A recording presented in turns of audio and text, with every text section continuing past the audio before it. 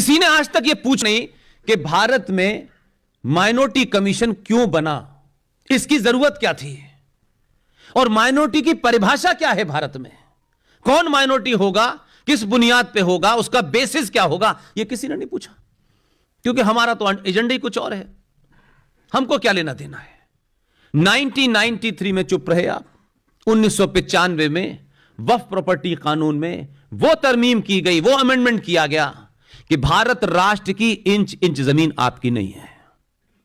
लेकिन हमें तो ये यकीन ही नहीं होगा, क्योंकि हमारी तो कोठी है, हमारा तो फार्म हाउस है, 4 गार्ड हैं, 5 गाड़ियां हैं, बेटा अमेरिका में है, हमको कौन हटा सकता है। हम इस गलतफहमी में जी रहे हैं अभी भी। 95 निकल गया, उसके बाद की सरकारों का आपको पता है, लेकिन उनका अपना एजेंडा देखिए।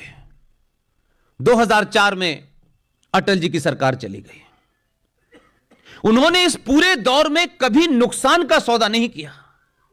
जो 1 जून 1949 को भोपाल में विलय करने में समय लगा, वो ये समझ गए थे कि इस देश में कैसे यहां के नेताओं को खरीदा जाए, कैसे बुद्धिजीवियों को खरीदा जाए, क्योंकि वे जानते थे कि उनकी गिनती इतनी नहीं है कि कभी संसद में वो 245 या 280 आएंगे, वे जानते थे। इसलिए उन्होंने वही फार्मूला अपनाया आपके ऊपर। जैसे ही उनकी 2005 में सरकार आई, ये मैं आपको इसलिए सिस्टम समझा रहा हूं ताकि जब मैं बताऊं तो आप समझ सके कि मैं आपको क्या कहना चाहता हूं, क्योंकि ये सारे तथ्य हैं, इसमें कोई ओपिनियन नहीं है, ये फैक्ट है। भारत विभाजन के समय 2 लोग भारत आए, एक पाकिस्तान के पंजाब प्रांत के डिस्ट्रिक्ट चकवाल से आए और एक लाहौर से आए। लाहौर वाले दिल्ली हाई कोर्ट के चीफ जस्टिस बने और चकवाल से आने वाले देश के प्रधानमंत्री मनमोहन सिंह बने। 1905 में justice Rajendra Sachar Delhi high court के चीफ जस्टिस रिटायर हो चुके थे, क्योंकि ऊपर वालों का एजेंडा था कि एक बार यह सरकार आ गई है अटल जी की, अब यह दोबारा ना आए, इसका परमानेंट इंतजाम करो। तो ना कैबिनेट का फैसला, न पार्लियामेंट का फैसला, यकायक यहां यह कहा गया कि भारत में मुसलमानों की आर्थिक स्थिति बहुत खराब है, बहुत दयनीय स्थिति है इनके पास बिजनेस करने के भी पैसे नहीं है। लिहाजा एक सच्चर कमीशन नाम का फ्रॉड बना, जिसने यह अध्ययन करके दिया कि हिंदुस्तान में मुसलमान बहुत पिछड़े हुए हैं, हर जगह पिछड़े हुए हैं। पता नहीं कौन सा पैमाना था, किस इंची टेप से उन्होंने नापा कि मुसलमान पिछड़े हुए हैं। और 2006 में सच्चर कमीशन की रिपोर्ट दे भी गई, न राष्ट्रपति के साइन हुए, न कैबिनेट का फैसला, न पार्लियामेंट में उसे अप्रूवल हुआ, लेकिन सच्चर कमीशन की रिपोर्ट के तहत 5,500 करोड़ का आज की डेट में बजट है, जो शुद्ध रूप से मुसलमानों को दिया जा रहा है।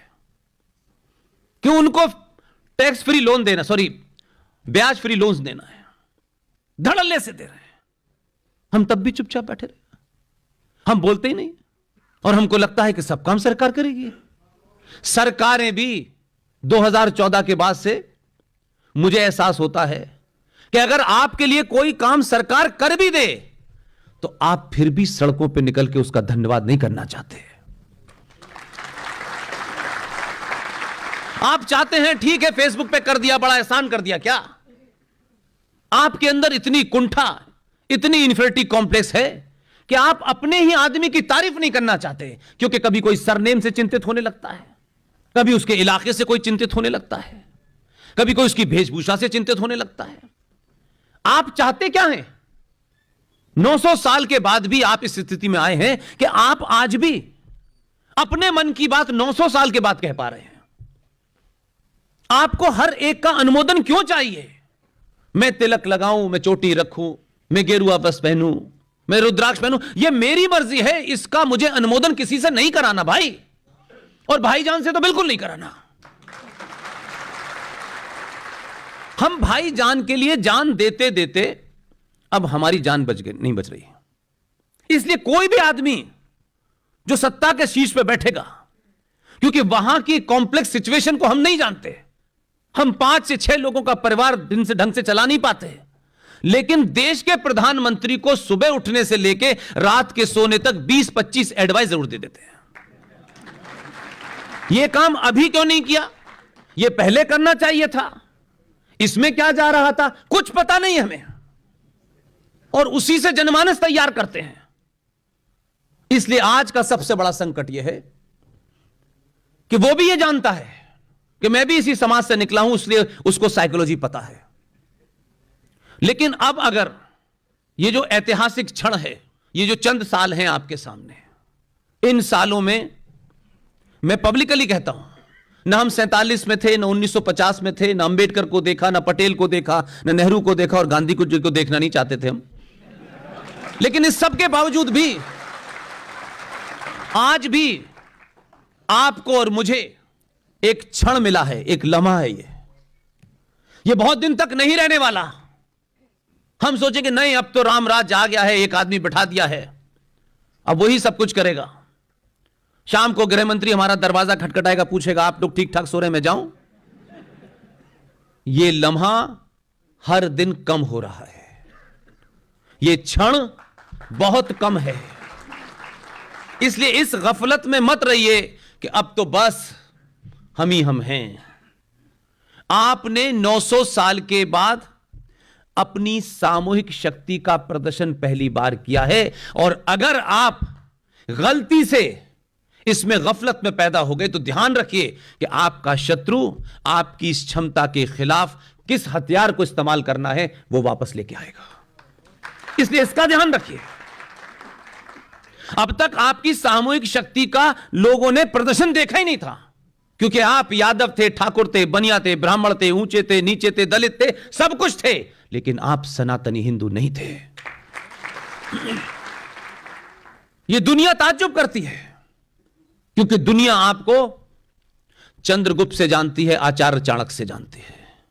दुनिया आपको 1947 के गुजराती आदमी से नहीं जानती।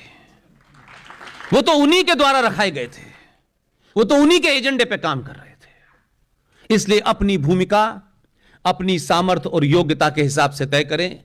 जो जहां बैठा है, ये जो हमारे साधु संत हैं, करोड़ों की गिनती में हैं, इनके मठ हैं, सब कुछ हैं, अगर एक दिन का यही फैसला ले लेते, 14 के बाद ही ले लेते, कि पूरे देश में जितने करोड़ों की तादाद में संत हैं, वो कोई किस मत का है, किस पंथ का है, एक दिन छोड़ देते और कहते कि हम दिल्ली के अंदर 5 करोड़ की तादाद में बैठेंगे, हम सन्यासी हैं, हमें भूख भी कम लगती है, तो सरकार आपके सामने नतमस्तक हो जाती है।